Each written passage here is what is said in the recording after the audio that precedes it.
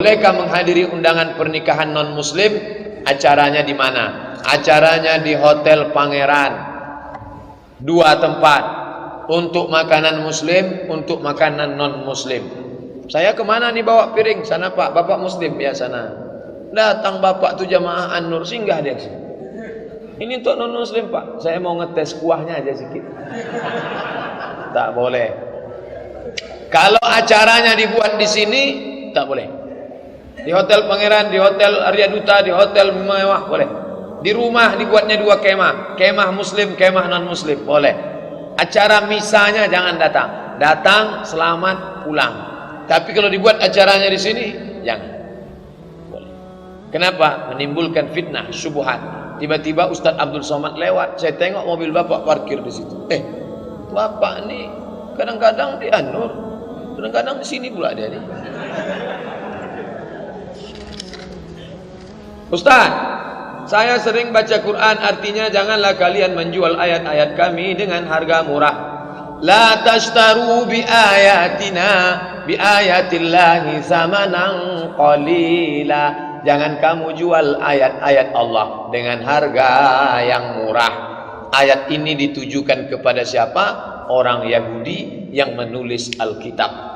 Alkitab tak boleh ditulis sembarangan, maka ditulis oleh pendeta-pendeta. Maka mereka itu disebut dengan namanya pendeta Al-Qiddis, Holy Man, orang suci. Setelah ditulisnya, dijualnya ini dengan dunia. Dijual. Surat pengampunan dosa. Kamu berdosa? Ya, nih. Ada namanya kursi pengampunan, ditutup pakai kelambu. Ngakulah. Saya pendeta sudah sekian dosa. Ya. Bagaimana nih? Keluarkan surat. Nah, Tuhan sudah mengampuni. Bayar berapa? Bisa diskon? Bisa. Inilah yang tak disetujui Martin. Datang orang Jerman namanya Martin Luther. Kata Martin Luther, masa dosa bisa diampuni pakai surat dibeli? Akhirnya Martin protes. Martin dari Jerman protes. Maka si Martin itu digelar orang Protestan. Martin aja tak setuju, apalagi kita. Nah, itulah ceritanya. Rupanya ini mengikut kepada orang Islam. Siapa orang Islam yang menjual-jual ayat untuk kekuasaan? Tolong Ustaz carikan dulu ayat yang kira-kira menghalalkan kerja saya nih. Oke Pak, wani piro. Nanti saya carikan dalilnya. Assalamualaikum. Waalaikumsalam. Ini Ustaz Abdul Somad. Ya, kami mau buat baleho Pak Ustaz. Terus mau kami tulis An-Nisa imadul bilad, perempuan tiang negara. Idza salaatil bilad, kalau perempuan baik maka negara jadi baik. Wa idza fasadatil bilad, kalau perempuan jahat negara jadi jahat. Hadis riwayat. Kami bingung nih riwayat siapa Pak Ustaz? Itu bukan hadis. Allah tolonglah Pak Ustaz. Ini penting untuk calon anggota legislatif kita. Itu bukan hadis. Tapi ada ustaz yang mengatakan hadis. Cantik dia. Itu bukan hadis. Sampai mati kalian cari di kitab tak akan ada. Itu bukan hadis. Itu tak siapa yang buat-buat. Kalau saya mau jahat, itu ada tuh dalam kitab sunat. Kalian bayar aja sama saya agak 10 juta. Nanti saya carikan insyaAllah. Itulah yang menjual-jual ayat Allah subhanahu wa ta'ala. Jangan kau jual dengan harga yang murah. Seberapapun harga di dunia ini murah. Kenapa? Karena di akhirat akan ada balasan. Khairum minad dunya wa ma fiha, lebih baik daripada dunia dan isinya. Apakah dibolehkan kita bermain trading saham? Apapun nama transaksinya, sampai akhir zaman nanti terus mengalami perkembangan pesat. Maka kalau selamat dari 3 halal, tidak ada ghish, tipu, tidak ada zulm, aniaya, tidak ada gharar, gambling, ketidakpastian, halal. Kalau ada ghish, ada zulm, ada gharar, haram. Pikirkan sendiri, renungkan sendiri, ada tak yang 3 itu? Kalau ada, haram. Mustikah 3-3-nya? Tidak, ada saja 1. Gharar, gambling, ketidakpastian, ghish, tipu, zulm, aniaya, haram. Anak saya sudah meninggal dunia, innalillah. Ayah saya sudah meninggal dunia, innalillah wa inna ilaihi. Ibu saya masih sehat, alhamdulillah. Punya tanah, dapat dari warisan orang tuanya. Ibu saya masih sehat, punya tanah, dapat dari warisan orang tuanya. Tanah tersebut kemudian dibangun ayah saya rumah. Paham? Tanah punya ibu, rumah punya ayah.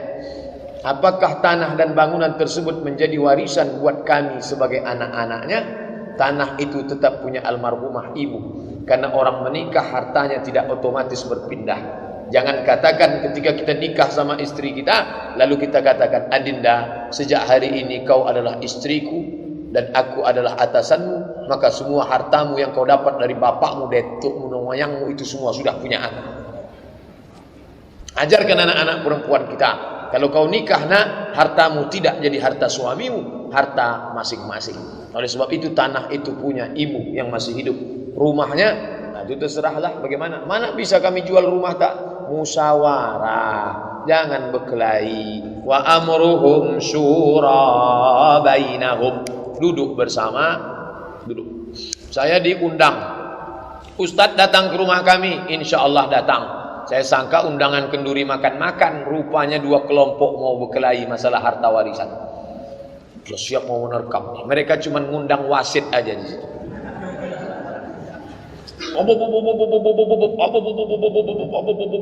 Saya pun udah kacau nih. Saya bilang calling down. Oke. Saya diundang ke sini sebagai orang yang dianggap paham agama, maka izinkan saya bicara. Almarhum meninggalkan ini begini-begini, yang ini dapat jatah begini-begini. Kalau kalian dengar cakap saya ini, pakailah. Kalau kalian tak dengar cakap saya ini, pergilah kalian ke pengadilan. Itu yang dapat saya sampaikan. Terima kasih atas segala perhatian. Assalamualaikum warahmatullahi wabarakatuh. Saya pun pulang. Seminggu sesudah itu datang telepon dari kelompok yang ini. Alhamdulillah Pak Ustaz, sudah lembut hati kami. Datang pula kelompok ini. Sudah lembut hati. Alhamdulillah. Kalau tak mau, pergi ke pengadilan. Selesaikan. Menang jadi arang, mati kalah jadi abu. Nah, ini agama ini menyelesaikan.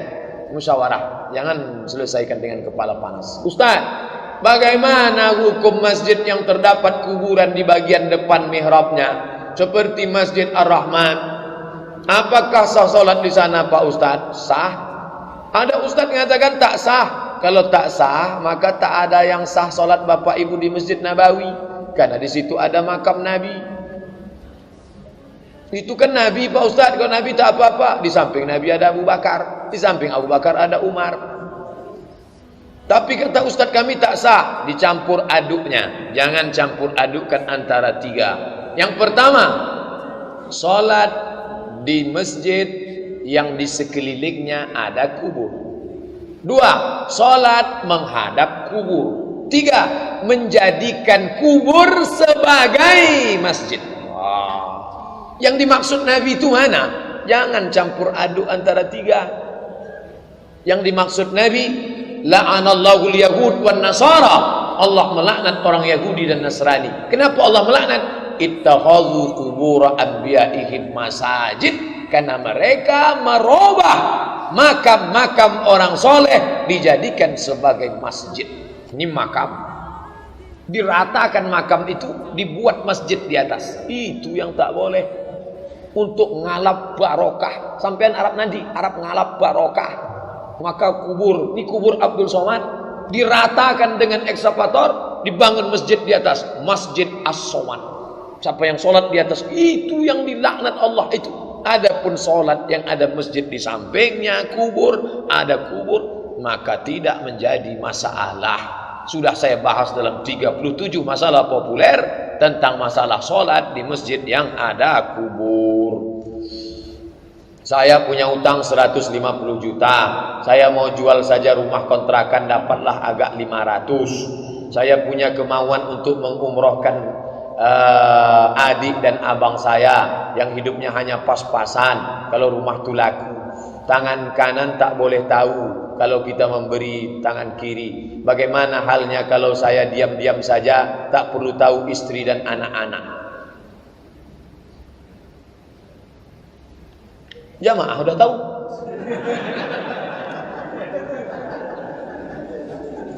Ini masalah berumah tangga ini. Istri itu macam tulang rusuk yang bengkok.